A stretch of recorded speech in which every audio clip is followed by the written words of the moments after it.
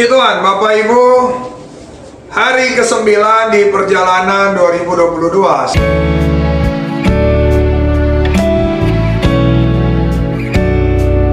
Sahabat yang kedua ini, kita akan melanjutkan pelajaran kita di Matius 24 dan Matius 25. Kalau kemarin kita telah belajar ayat 1 hingga ayatnya yang ke-14. Hari ini kita akan belajar di Matius 24 ayat 15 hingga ayat ke-28. Masih dalam pelajaran, seri pelajaran Tuhan Yesus tentang akhir zaman. Kita lihat ayat 15 sebagai titik kunci dari penjelasan Yesus sampai ayat yang ke-28. Jadi apabila kamu melihat pembinasa keji berdiri di tempat kudus, menurut firman yang disampaikan oleh Nabi Daniel, para pembaca hendaklah memperhatikannya. Jadi apa yang dituliskan Yesus dari ayat 16 sampai pada ayatnya yang ke-28 berpijak pada apa yang dikatakan pada ayat yang ke-15, ya, bahwa apabila kita melihat pembinasa keji berdiri di tempat kudus.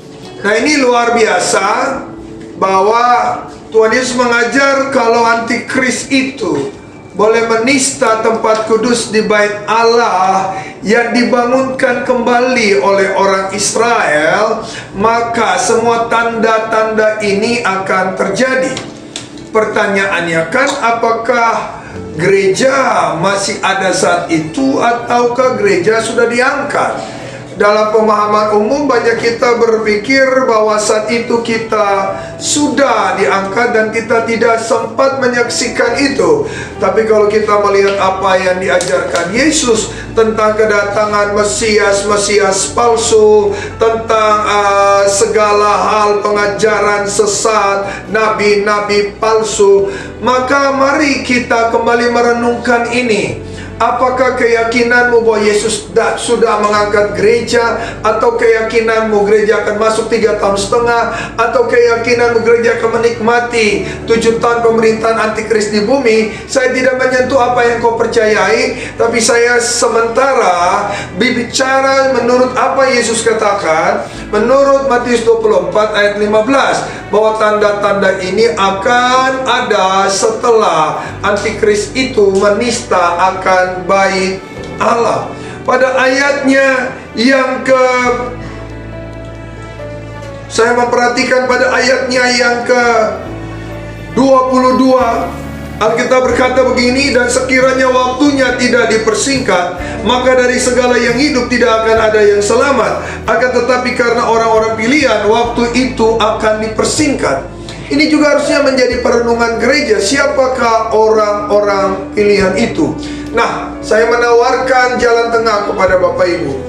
Daripada kita saling bertabrakan dengan dogma dan pengajaran yang kita yakini, mari kita kembali kepada apa yang Tuhan Yesus katakan, bahwa karena orang-orang pilihan itulah waktu itu akan dipersingkat. Dan kalau itu adalah kita, maka Tuhan akan mengizinkan itu. Kita akan ada di area begitu banyak nabi palsu, kita akan berada di area di mana banyak Mesias palsu, ada banyak mujizat terjadi, tetapi ujung-ujungnya menarik iman kita dari Yesus kepada penyesatan. Sudah siapkah kita untuk menantikan waktu ini? Karena waktu itu datang tidak dengan persetujuan kita. Kalau waktu itu datang dan kita berpikir hari ini kita paling benar, pada kita telah terjerat dalam ajaran-ajaran palsu yang menghiasi begitu banyak akan khotbah-khotbah di dunia internet belakangan ini, kelihatan benar, tetapi di dalamnya ada banyak sekali kebenaran yang telah direlativitaskan.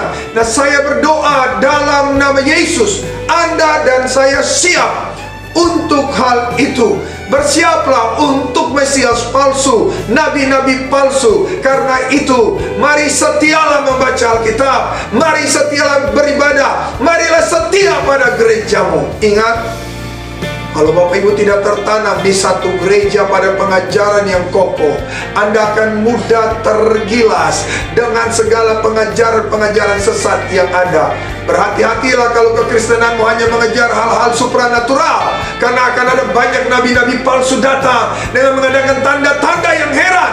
Dan kalau Bapak Ibu cuma hidup mengajar hal-hal yang supranatural, saya yakin dan percaya Bapak Ibu akan tergilas di dalamnya. Tuhan sudah hampir datang. Pastikan engkau siap. Saya ulangi, Tuhan sudah hampir datang. Pastikan engkau siap. Tertanamlah di gereja lokalmu. Belajarlah Alkitab tiap hari. Dan belajarlah mempercayai pemimpin-pemimpin rohani yang ada di atasmu. Tuhan memberkatimu.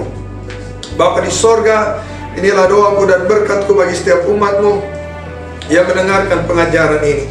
Tuhan menolong mereka untuk memaknai betapa dahsyatnya hari kesesakan itu, sehingga mereka tidak main-main dan mereka belajar memperkaya diri mereka dengan kekayaan surgawi. Diberkatilah mereka dalam nama Yesus. Amin.